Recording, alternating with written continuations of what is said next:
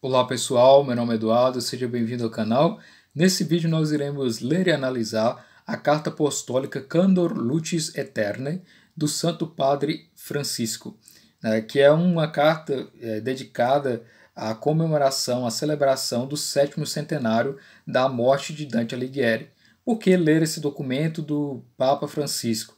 Justamente para compreendermos o que a Igreja diz sobre Dante Alighieri. Essa carta ela tem um fundo de análise literária, de análise de contexto e para nos enriquecer enquanto ao conhecimento sobre a obra do Dante Alighieri, que foi um grande poeta, um grande escritor clássico e que também era católico. Então é interessante conhecer um documento da própria Igreja tratando sobre uma das suas figuras mais eminentes aí em se tratando de poesia. O Dante Alighieri ele não é considerado santo pela Igreja, nem mesmo beato, mas ele é bem considerado como um grande poeta e ele está presente aí, portanto, em vários documentos solenes da Igreja Católica, como encíclicas, cartas e documentos, né? E é importante dizer que o Dante Alighieri ele é o único leigo, ou seja, um não santo, leigo não santo, que tem documentos específicos sobre ele e sobre sua literatura.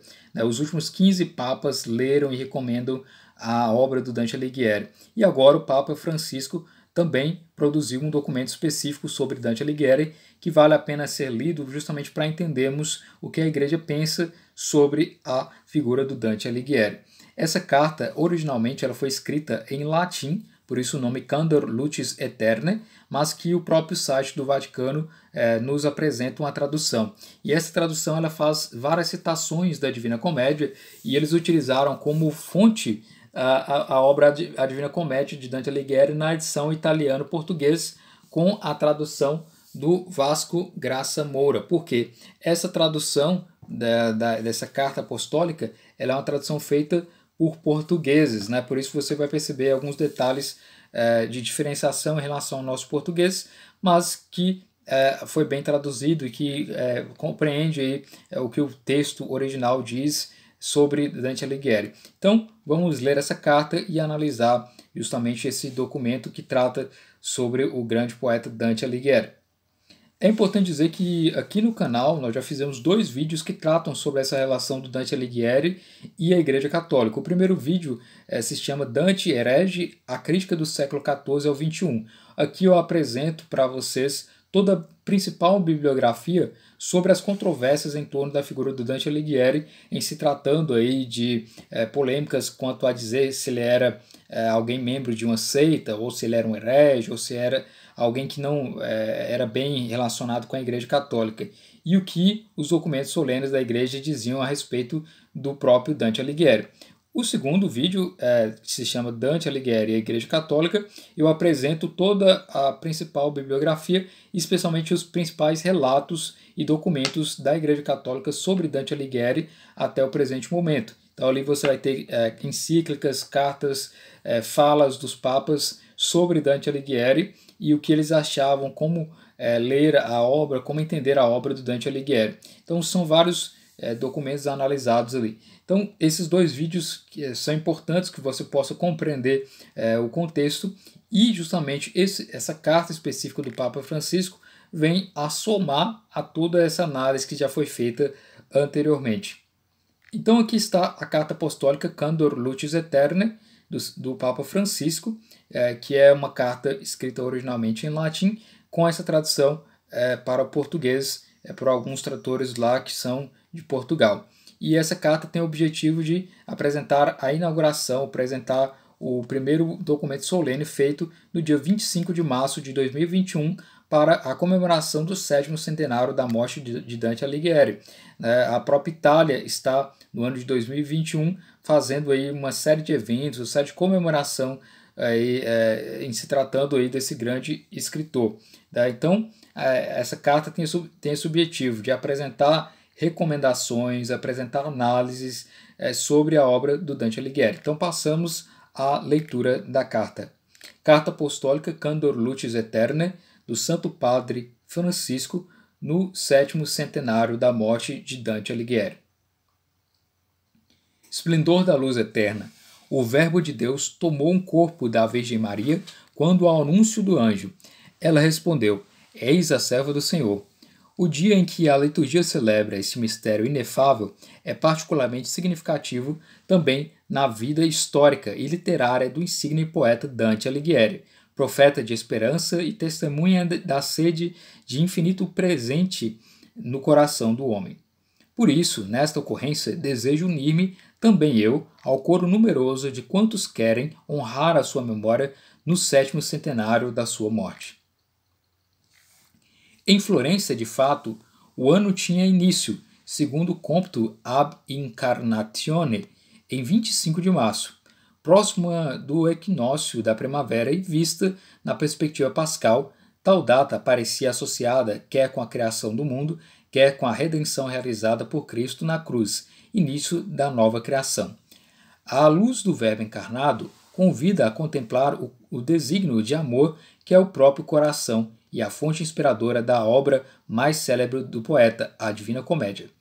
No último canto desta, o acontecimento da encarnação é lembrado por São Bernardo, com estes versos famosos: "Do ventre teu reacendeu-se amor, e em paz eterna fez que germinasse a seu calor assim tão bela flor." Mas já no Purgatório, Dante representara a cena da Anunciação, esculpida num penhasco rochoso. Por isso, nessa circunstância, não pode faltar a voz da Igreja que se associa à comemoração unânime do homem e do poeta Dante Alighieri.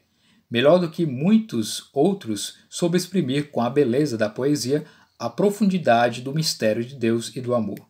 O seu poema, expressão sublime do gênio humano, é fruto de uma nova e profunda inspiração de que o poeta, aliás, tem consciência quando fala dele como o poeta santo que consagro, em que puseram mão o céu e a terra. Desejo com esta carta apostólica unir a minha voz à dos meus antecessores que honraram e celebraram o poeta, especialmente por ocasião dos aniversários do nascimento ou da morte, para o propor de novo à atenção da Igreja, à universalidade dos fiéis, aos estudiosos de literatura, aos teólogos, aos artistas. Recordarei brevemente estas intervenções, focando a atenção nos pontífices do último século e nos seus documentos de maior relevo. Então aqui o Papa Francisco ele vai relembrar os principais documentos, né, e as principais declarações dos papas do século XX. Importante dizer que os últimos 15 ou 20 papas, mais ou menos, falaram sobre Dante Alighieri, né? Ele sempre foi bem quisto pela Igreja Católica, muito embora ocorresse também controvérsias, como nós já falamos nos vídeos anteriores. Mas os papas sempre tiveram em grande conta a obra do Dante Alighieri, e nós vamos ver aqui especialmente essa análise feita pelo Papa Francisco sobre os seus predecessores no século XX. Então, começando com o título, né? As palavras sobre Dante Alighieri dos romanos pontífices do último século. Há um século, em 1921, por ocasião do 6º centenário da morte do poeta, Bento XV, recolhendo as ideias que surgiram nos pontificados anteriores, particularmente de Leão XIII e São Pio X, comemorou o aniversário de Dante, quer com uma encíclica, quer promovendo obras de restauro em Ravenna, na igreja de São Pedro Maior, chamada popularmente de São Francisco, onde se celebrou o funeral de Alighieri, tendo sido sepultado na respectiva área tumular. Esses papas, Leão XIII e São Pio X, eles eram grandes eruditos, né? E o Papa Leão XIII ele chegou a decorar a Divina Comédia. O Papa São Pio X também chegou a decorar a Divina Comédia, e tudo isso está relatado, né, nos últimos vídeos. O Papa Leão XIII, inclusive, um dos últimos desejos dele antes de falecer foi justamente pedir um exemplar da Divina Comédia para que lesse antes de morrer. E o Papa São Pio X ele teve forte inspiração da Divina Comédia, ele sabia recitar os versos de cor, e além disso o Papa Pio X ele utilizou vários vocabulários utilizados na Divina Comédia no seu chamado catecismo, né? E nesse catecismo ele ficou conhecido como catecismo dantesco. Então é interessante dizer que esses papas tiveram influências, liam bastante a obra do Dante Alighieri, e o Papa Bento XV ele fez um documento solene que foi uma encíclica, né, tornando Dante parte do magistério ordinário, né, ou seja, é algo que o católico tem que observar, que o católico tem que ler com uma recomendação dos papas, né. O Papa, vendo com apreço as numerosas iniciativas tendentes a solenizar a ocorrência, reivindicava o direito da Igreja, que foi sua mãe, de ser protagonista de tais comemorações, honrando o seu Dante. Já na carta ao arcebispo de Ravenna, Dom Pascoal Morganti, com a qual aprovara o programa das celebrações do centenário, Bento XV motivou a sua adesão da seguinte forma: além disso, e isto é mais importante, há uma razão particular para considerarmos que se deve celebrar o seu fausto aniversário com grata memória e grande concurso de povo, ou seja, o fato de que Alighieri é nosso. Com efeito, quem poderá negar que o nosso Dante tenha alimentado e fortalecido a chama do engenho e a virtude poética, inspirando-se na fé católica, a ponto de cantar, num poema quase divino, os mistérios sublimes da religião? Então, aqui ele recitando, né, o próprio texto do Papa Bento XV, né, que dizia que o Dante era nosso, né, no sentido de dizer que o Dante era católico, e por isso ele era alguém que havia se inspirado na fé católica para compor e para fazer bela obra, né. Num momento histórico marcado por sentimentos de hostilidade à Igreja, o pontífice reiterou, na citada encíclica, a pertença do poeta à Igreja, a união íntima de Dante com esta cátedra de Pedro, mas afirmou que a sua obra, apesar de ser expressão da prodigiosa vastidão e agudeza do seu engenho, recebeu um poderoso impulso de inspiração, precisamente da fé cristã. Por isso, nele, continuava Bento XV, não devemos admirar apenas a altura sublime do engenho, mas também a vastidão do tema que a religião divina ofereceu ao seu canto. E tecia o seu elogio, respondendo indiretamente a quantos negavam ou criticavam a matriz religiosa da sua obra. Respira-se em Alighieri a mesma piedade que há em nós. A sua fé tem os mesmos sentimentos. O motivo principal de elogio nele é este: ser um poeta cristão e ter cantado com acentuações quase divinas os ideais cristãos dos quais contemplava com toda a alma a beleza e o esplendor.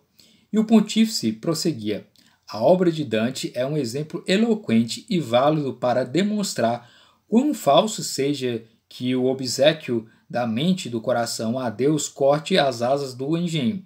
Pelo contrário, estimula-o e eleva-o.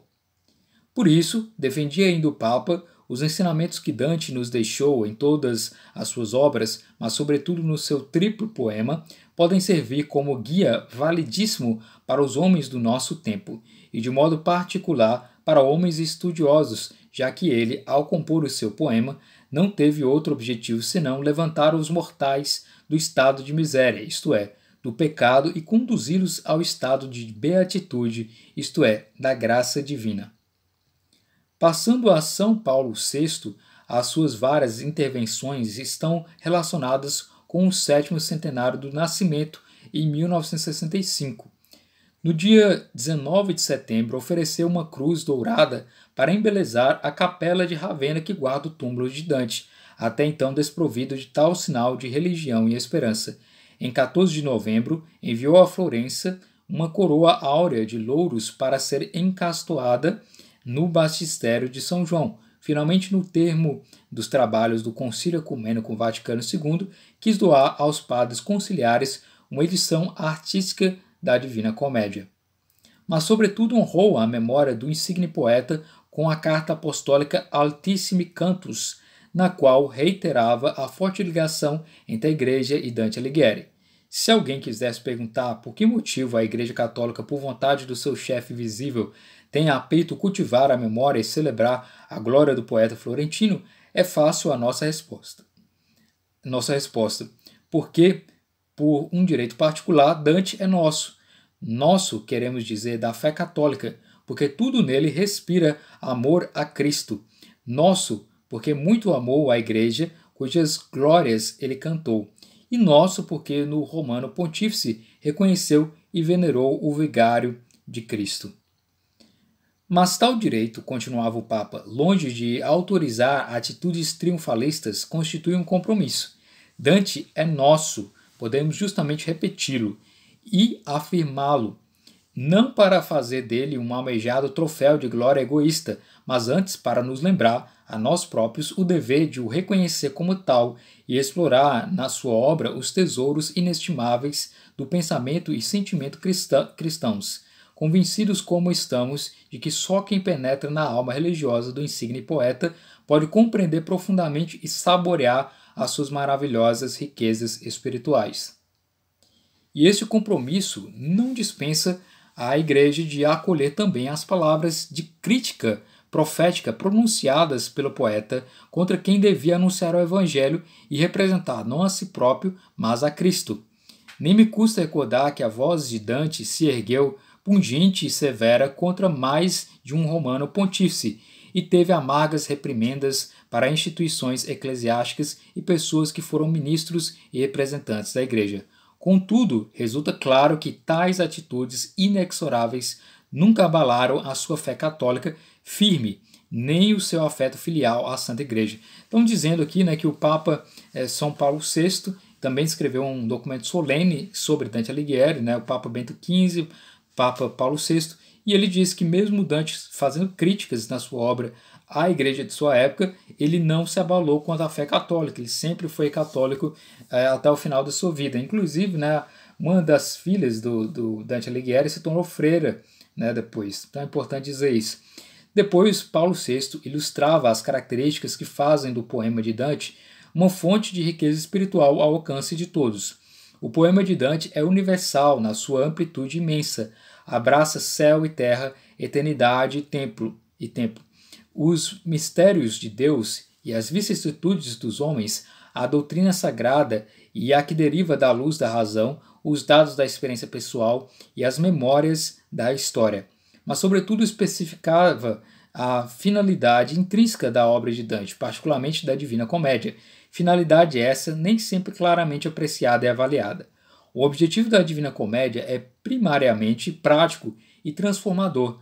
Não se propõe apenas ser poeticamente bela e moralmente boa, mas capaz de mudar radicalmente o homem e levá-lo da desordem à sabedoria, do pecado à santidade, da miséria à felicidade, da visão terrificante do inferno à contemplação beatificante do paraíso. Num momento histórico denso de tensões entre os povos, o Papa tinha a peito o ideal da paz e encontrava na obra do poeta uma reflexão preciosa para a promover e suscitar. Esta paz dos indivíduos, das famílias, das nações, da sociedade humana, paz interna e externa, paz individual e pública, tranquilidade da ordem, é perturbada e abalada, porque são espezinhadas a piedade e a justiça. E para restaurar a ordem e a salvação, são chamadas a trabalhar em harmonia a fé e a razão, Beatriz e Virgílio, a cruz e a águia, a igreja e o império. Nesta linha, assim definia a obra poética na perspectiva da paz.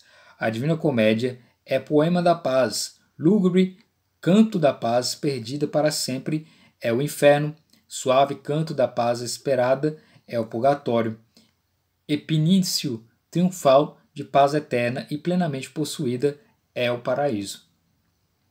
Nessa perspectiva, continuava o pontífice, a Divina Comédia é o poema da melhoria social na conquista de uma liberdade que está isenta da escravidão do mal e nos leva a encontrar e amar a Deus, professando um humanismo cujas qualidades julgamos ter ficado bem esclarecidas. E Paulo VI reiterava uma vez mais quais eram as qualidades do humanismo de Dante. Em Dante, todos os valores humanos, intelectuais, morais, afetivos, culturais, civis, são reconhecidos, exaltados, e é muito importante notar que este apreço e honra se verificam enquanto ele mergulha no divino, quando a contemplação teria podido anular os elementos terrenos.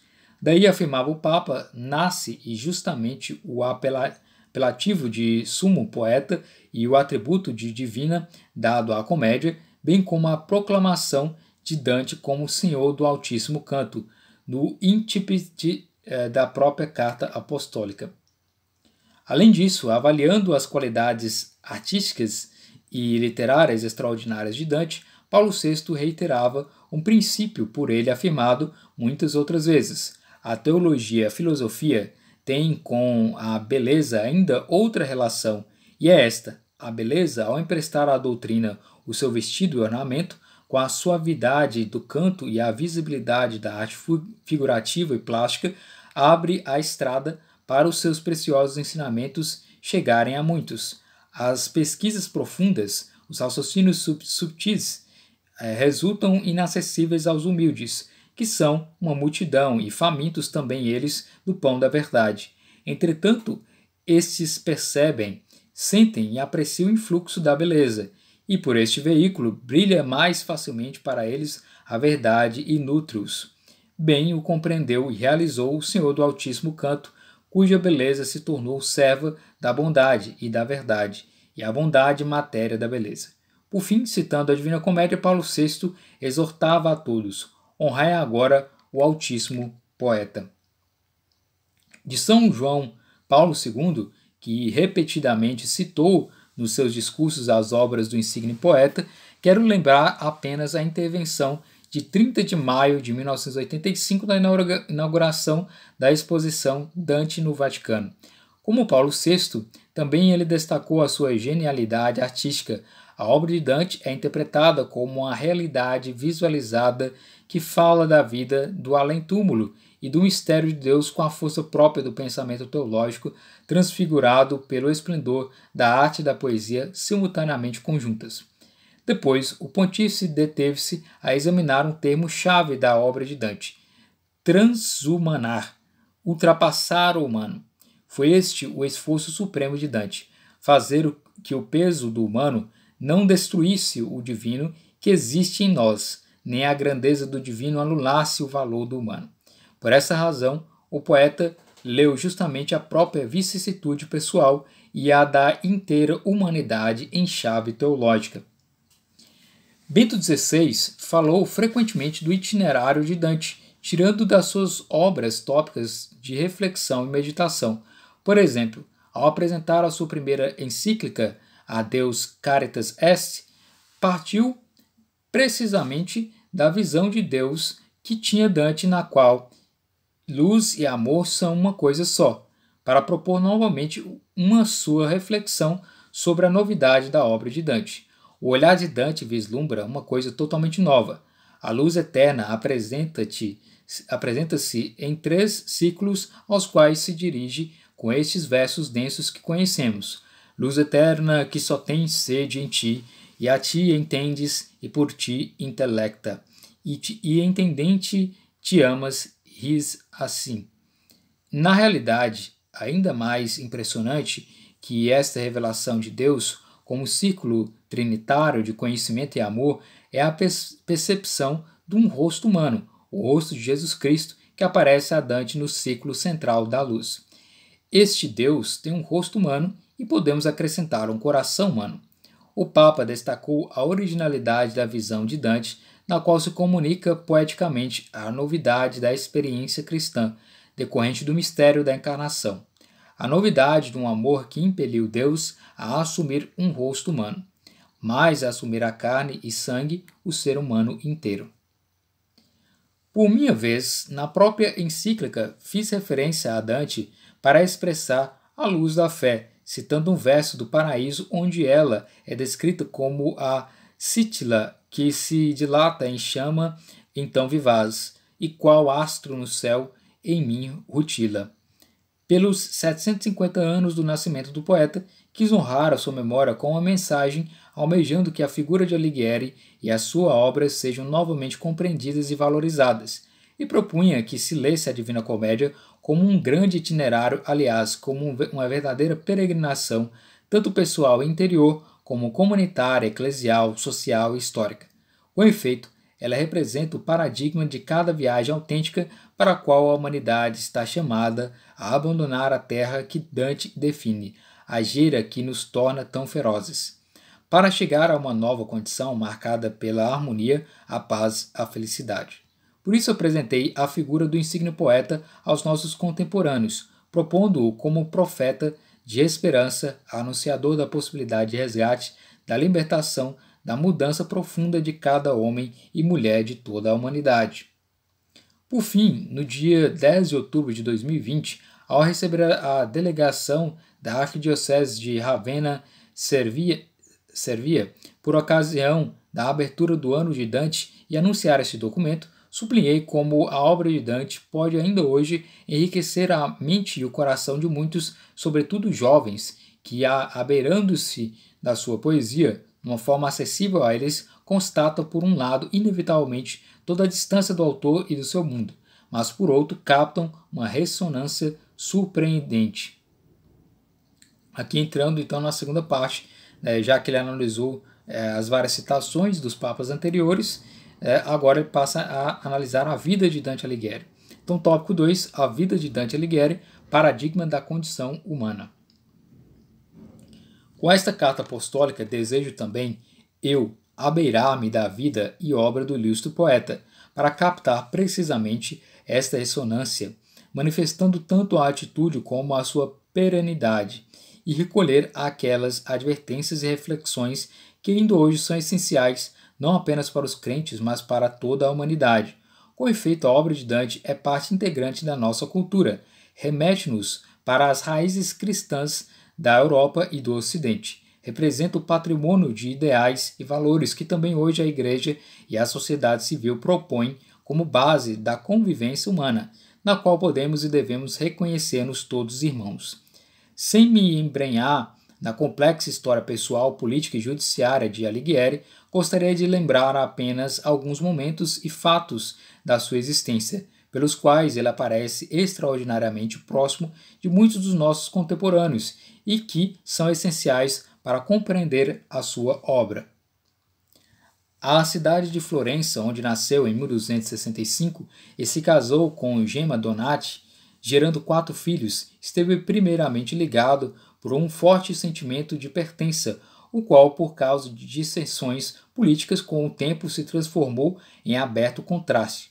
Contudo, nunca morreu nele o desejo de lá regressar, não só pelo afeto que continuou, em todo o caso, a nutrir pela sua cidade, mas sobretudo para ser coroado poeta lá onde recebera o batismo e a fé.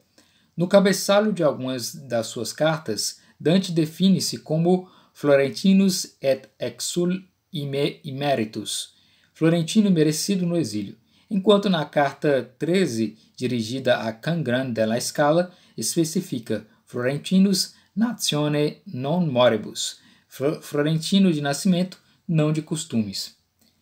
Guelfo, da facção branca, vê-se envolvido no conflito entre guelfos e gibelinos, entre guelfos brancos e negros, e depois de ter ocupado cargos públicos cada vez mais importantes até se tornar prior em 1302, devido às vicissitudes políticas adversas, é exilado por 2 anos, banido dos cargos públicos e condenado ao pagamento de uma multa. Dante rejeita a sentença em sua opinião injusta e o julgamento contra ele torna-se ainda mais severo.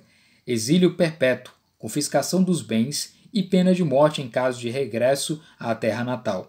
Assim começa a dolorosa história de Dante, que tenta, em vão, poder regressar à sua amada Florença, pela qual lutara com paixão. Torna-se assim o exilado o peregrino pensativo, caído numa condição de penosa pobreza, que o impele a procurar refúgio e proteção junto de alguns suzeranos locais, entre os quais o Scaliger de Verona e os Malaspina no Guiana. Nas palavras de Cagagida, antepassado do poeta, intuem-se a amargura e o desconforto dessa nova condição. Deixarás toda a coisa que é dileta, mais caramente, e este é dardo teu tal, que o arco do exílio antes projeta. Tu provarás assim sabor a sal, do alheio pão e como é duro mal. Se desce a escada alheia, já se escala. Depois, não aceitando as condições humilhantes de anistia que lhe teria permitido o regresso a Florença, em 1315 foi de novo condenado à morte, dessa vez juntamente com seus filhos adolescentes. A última etapa do seu exílio foi Ravenna, onde foi acolhido por Guido Novello, da Polenta, e lá faleceu, regressava de uma missão à Veneza aos 56 anos, na noite de 13 para 14 de setembro de 1321. A sua sepultura, num sarcófago em São Pedro Maior, por trás do muro externo do antigo claustro franciscano, foi posteriormente transferida para a adjacente capela do século XVIII, onde em 1865, depois de atribuladas vicissitudes, foram colocados os seus restos mortais. O lugar é ainda hoje meta de inúmeros visitantes e admiradores do insigne poeta, pai da língua e literatura italianas. No exílio, o amor à cidade, traído pelos celerados florentinos, transformou-se em triste saudade. A profunda desilusão pela queda dos seus ideais políticos e civis, juntamente com a penosa peregrinação de uma cidade para outra à procura de refúgio e apoio, não são alheias à sua obra literária e poética. Pelo contrário, constituem a sua raiz essencial e a motivação de fundo.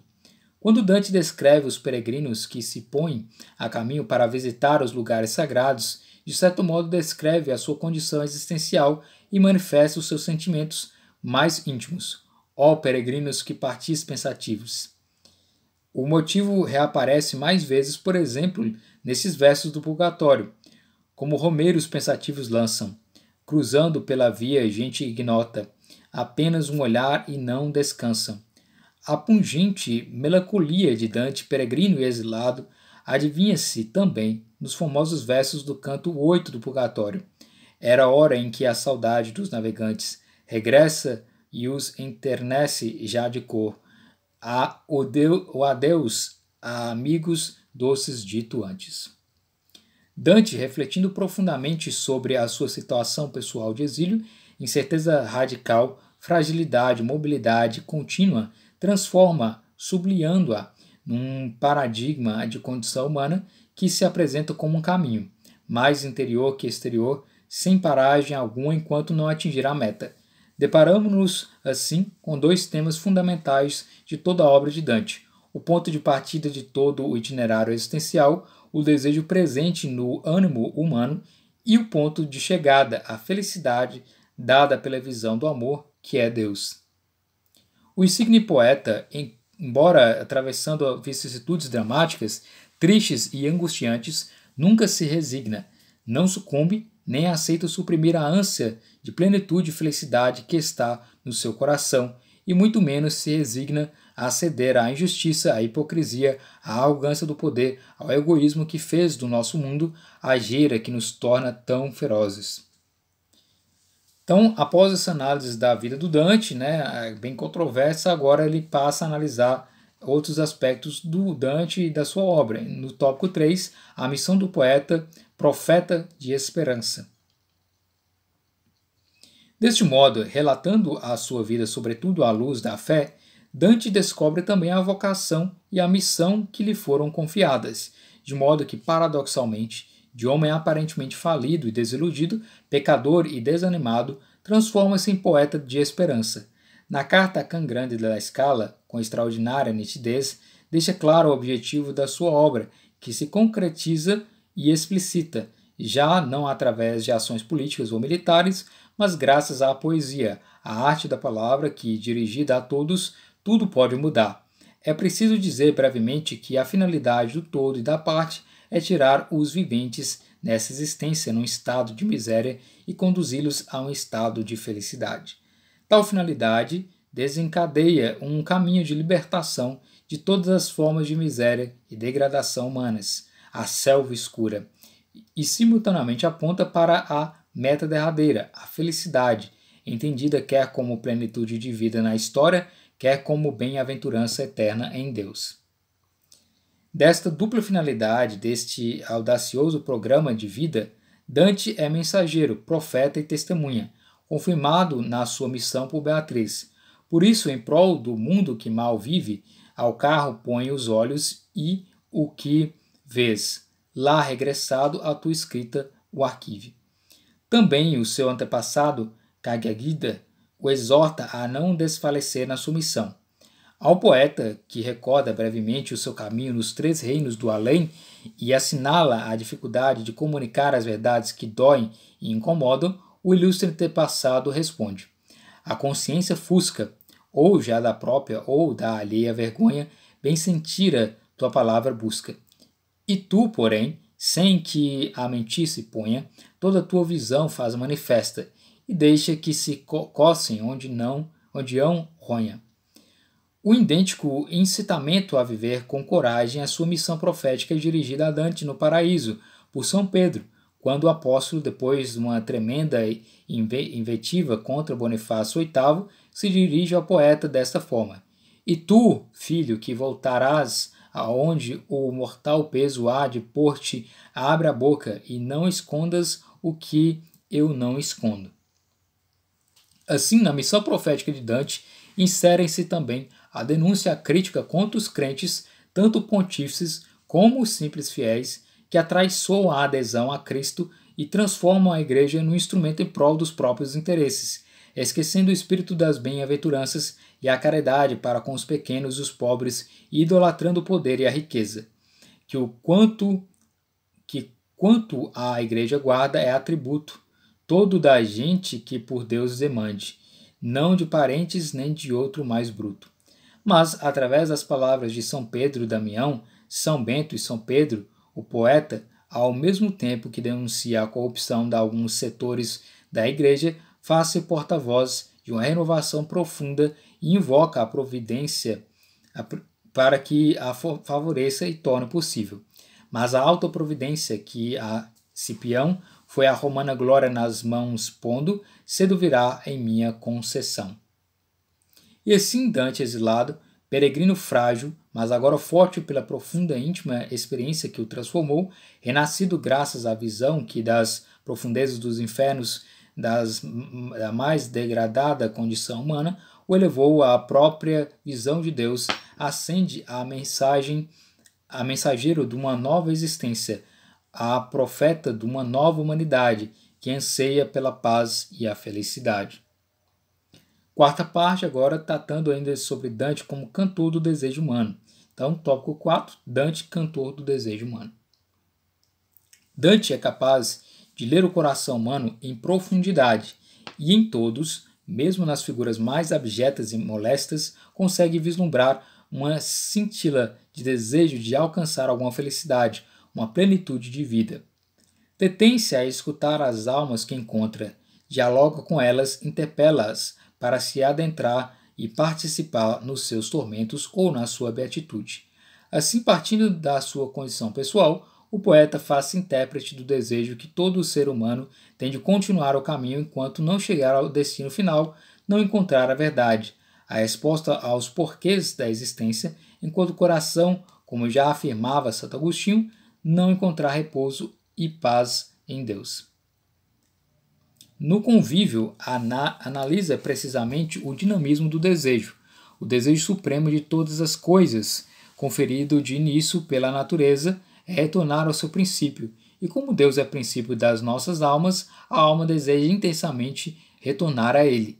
E como um peregrino que segue um caminho nunca antes percorrido por ele, quando avista de longe uma casa, espera que seja a hospedaria, acabando depois por verificar que não o é. Então deposita a sua esperança noutra, e assim, de casa em casa, até encontrar finalmente a hospedaria, a nossa alma, ansiosa por ter entrado no novo e nunca percorrido caminho desta vida, dirige o olhar para a meta do seu bem supremo, acreditando encontrá-lo em tudo o que vê e lhe parece ter em si algum bem. O itinerário de Dante, ilustrado sobretudo na Divina Comédia, é verdadeiramente o caminho do desejo, da necessidade profunda e interior de mudar a sua própria vida para poder alcançar a felicidade e, assim, mostrar a estrada a quem se encontra como ele numa selva escura e perdeu a direita via.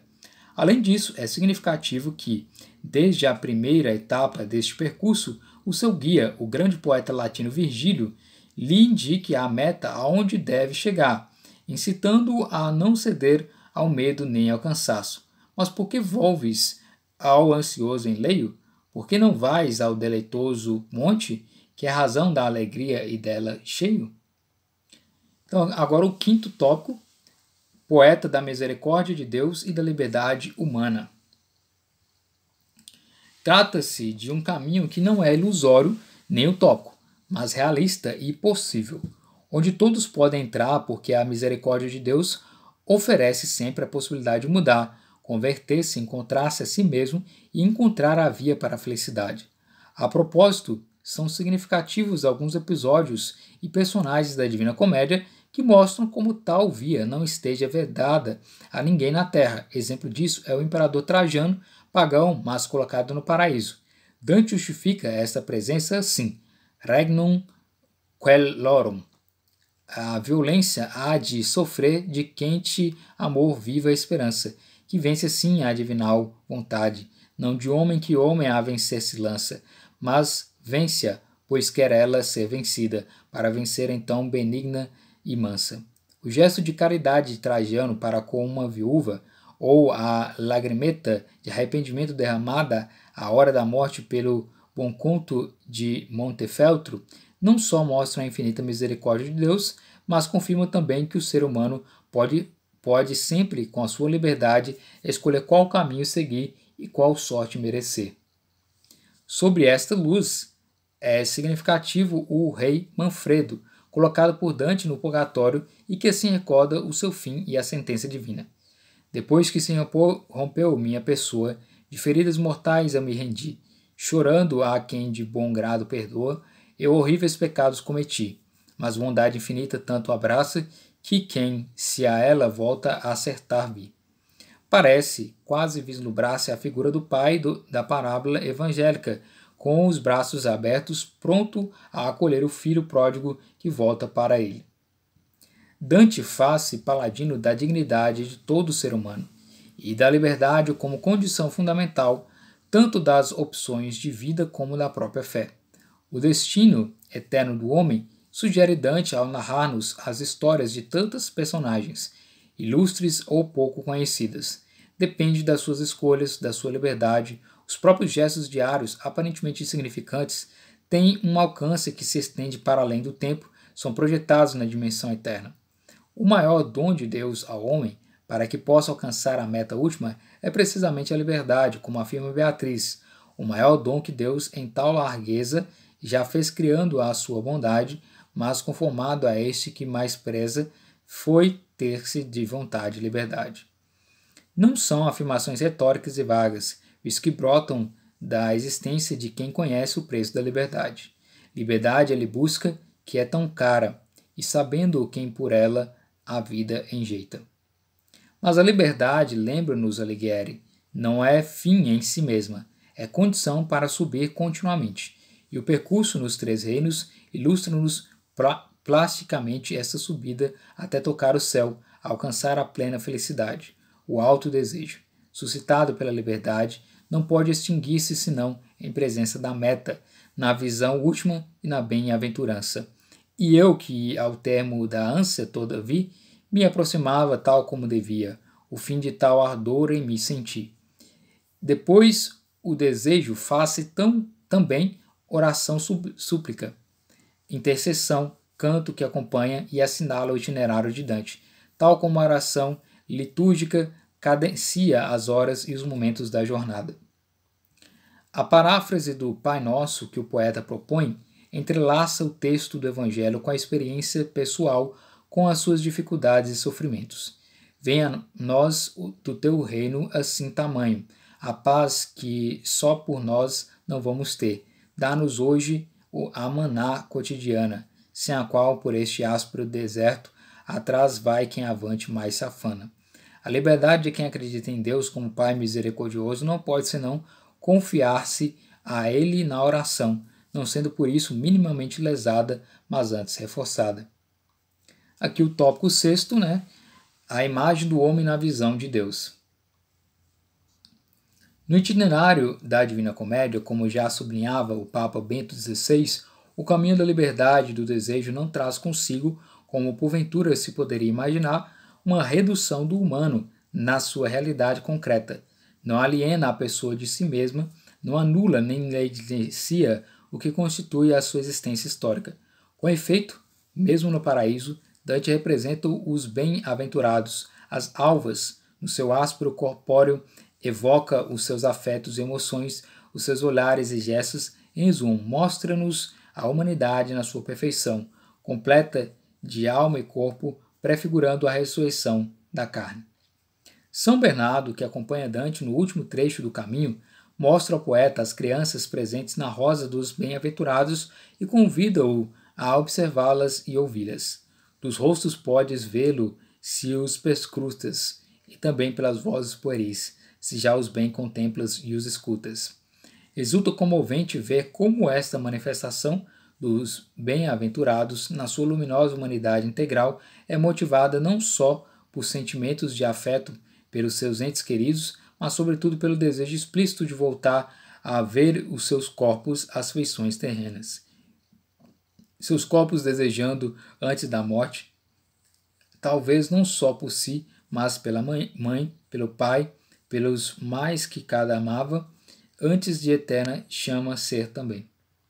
E finalmente, no centro da visão última, no encontro com o mistério da Santíssima Trindade, Dante vislumbra precisamente um rosto humano, o de Cristo, da palavra eterna feita carne no seio de Maria, e na profunda e clara subsistência do alto lume 3 ciclos vivir, de 3 cores e de uma continência. Nessa circulação, que assim concepta, parecia em ti lume refletido dos olhos meus um pouco circunspecta, dentro de si do próprio colorido. Me apareceu pintada nossa efígie. Só na visão de Deus se aplaca o desejo do homem, e termina todo o seu fatigoso caminho. Então a mente me era percutida por um fulgor em que seu querer veio. Foi a alta fantasia aqui colhida.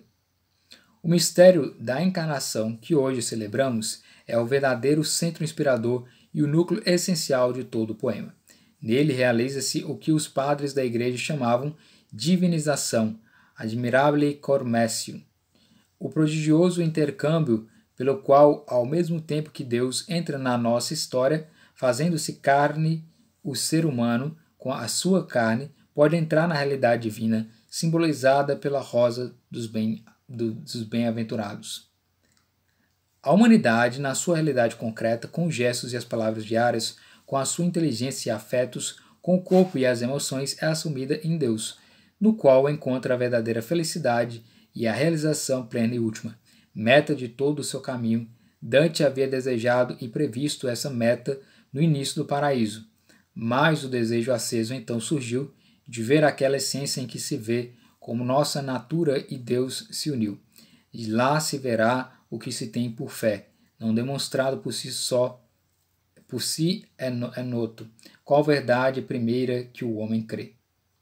Aqui o 7º tópico, as 3 mulheres da Divina Comédia, Maria, Beatriz e Luzia. Cantando o mistério da encarnação, fonte de salvação e alegria para toda a humanidade, Dante não pode deixar de cantar os louvores de Maria, a Virgem Mãe que, com o seu sim, com a sua aceitação plena e total do projeto de Deus, torna possível que o Verbo se faça carne. Na obra de Dante encontramos um tratado estupendo de Mariologia, com acentuações líricas sublimes, particularmente na oração pronunciada por São Bernardo, sintetiza toda a reflexão teológica sobre Maria e a sua participação no mistério de Deus. Virgem e mãe, que és filha de teu filho, humilde e alta mais que criatura, de eterno querer termo fixo e brilho. Aquela és que a humana natura, tanto nobiliaste que o fator não desenhou fazer de si feitura. O exímoro inicial e a sucessão de termos antitéticos destacam a originalidade da figura de Maria, a sua beleza singular.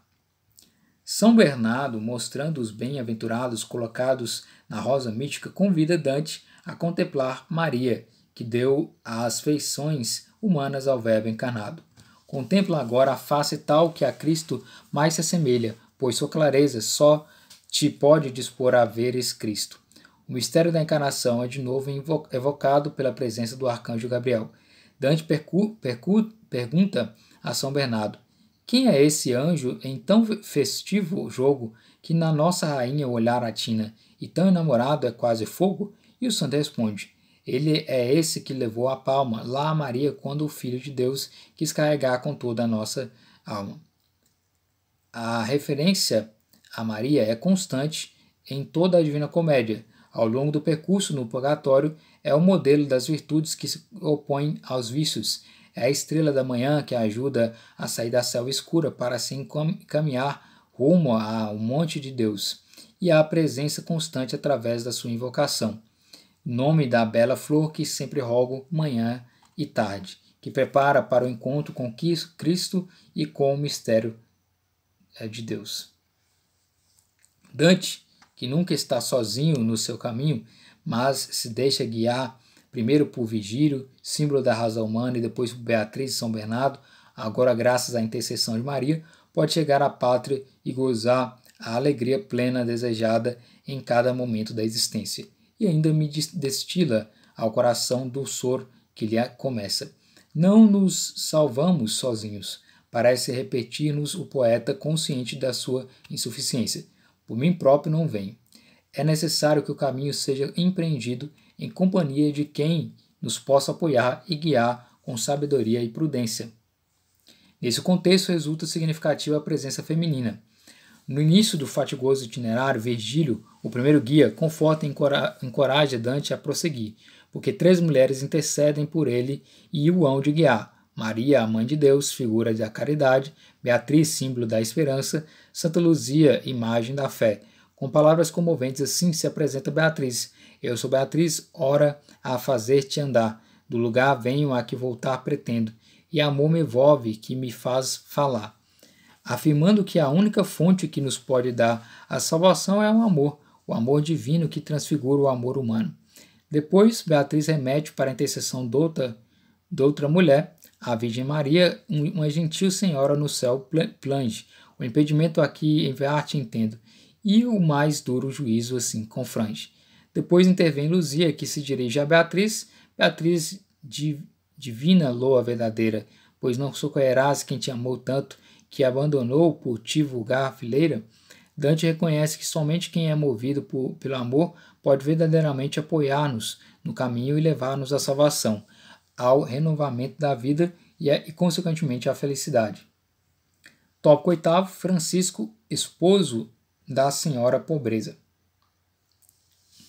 Na Cândida Rosa dos Bem-aventurados, em cujo centro brilha a figura de Maria, Dante coloca também numerosos santos cuja vida e missão esboça para os propor como figuras, e na realidade concreta da sua existência, e mesmo através de numerosas provações, alcançar a finalidade da sua vida e da sua vocação. Mencionarei brevemente apenas a figura de São Francisco de Assis, ilustrada no canto 11 do Paraíso, onde se fala dos espíritos sapientes. Existe uma profunda sintonia entre São Francisco e Dante.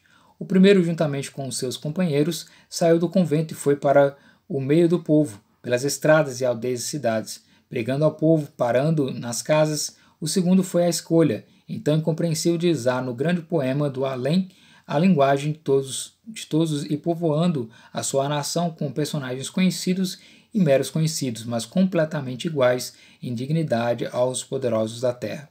Outro traço une os dois personagens, a abertura à beleza e ao valor do mundo das criaturas, espelho e vestígio do seu Criador.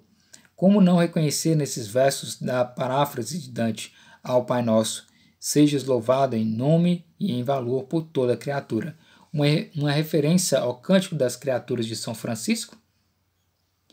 No canto 11 do Paraíso, essa consonância aparece com um novo aspecto que os torna ainda mais semelhantes. A santidade e a sabedoria de Francisco sobressaem precisamente porque Dante, olhando do céu à nossa terra, vislumbra a tacanhez de quem confia nos bens terrenos. Ao cuidar insensato dos mortais, por quantos defetivos silogismos fazem que asas ao fundo a dar tu vais. Toda a história, ou melhor, a vida admirável do santo assenta sobre a sua relação privilegiada com a Senhora Pobreza. Mas por que eu não pareça assaz escuso, Francisco e a pobreza por amantes, entendas ora em meu falar difuso. No canto de São Francisco recordam-se os momentos salientes da sua vida e as suas provações, por fim, o acontecimento no qual a sua configuração a Cristo, pobre e crucificado, encontra sua extrema divina confirmação na marca dos estigmas, porque de mais azeda já observa a gente a fé por não ficar em vão. Ao fruto regressou da Itla Eva, e entre Arno e Tibre em cru Penedo então. Foi ter de Cristo o último sigilo, que 2 anos seus membros levarão. Tópico 9. Acolher o testemunho de Dante Alighieri. No final deste olhar sintético à obra de Dante Alighieri, uma mina quase infinita de conhecimentos, experiências e considerações em todos os campos da pesquisa humana, impõe-se uma reflexão. A riqueza de figuras, narrações, símbolos, imagens sugestivas e atraentes que Dante nos propõe suscita certamente admiração, maravilha, gratidão. Nele podemos quase entrever um precurso da nossa cultura multimediática, na qual palavras, imagens, símbolos e sons, poesia e dança se fundem numa única mensagem. Assim se compreende por que o seu poema tem inspirado a criação de inúmeras obras de arte de todo o gênero. Mas a obra do insigne poeta suscita também alguns desafios para os nossos dias. Que poderá ela comunicar-nos no nosso tempo? Terá ainda algo a dizer-nos, a oferecer-nos? Terá a sua mensagem alguma função de desempenhar também para nós na atualidade? Poderá ainda interpelar-nos? Hoje, Dante, tentemos fazer-nos intérpretes da tua voz. Não nos pede para ser simplesmente lido, comentado, estudado, analisado.